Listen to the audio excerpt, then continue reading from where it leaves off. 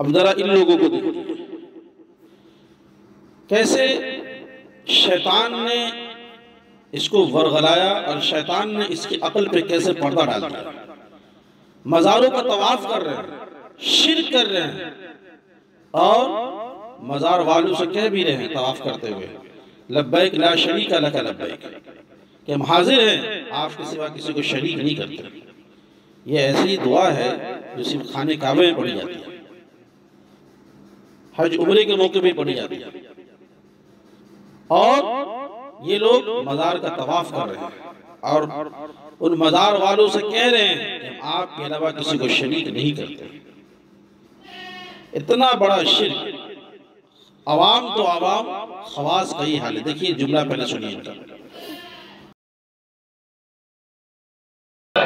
لبیک اللہم لبیک لبیک لا شریک لک لبیک ان الحمد والنعمت لک والملک لا شریک لک لبیک اللہم لبیک لبیک لا شریک لک لبیک ان الحمد والنعمت لک والملک لا شریک لک لبیک اللہم لبیک لبیک لا۔ جو لوگ کفر میں جلدی کرتے ہیں ان کی وجہ سے غمگین نہ ہونا، یہ اللہ کا کچھ نقصان نہیں کر سکتے۔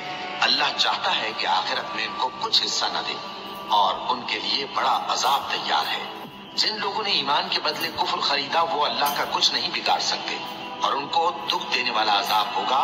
اور کافر لوگ یہ نہ خیال کریں کہ ہم جو ان کو مہلت دیے جاتے ہیں تو یہ ان کے حق میں اچھا ہے، نہیں، بلکہ ہم ان کو اس لیے مہلت دیتے ہیں کہ اور گناہ کر لیں، آخر کار ان کو ذلیل کرنے والا عذاب ہوگا۔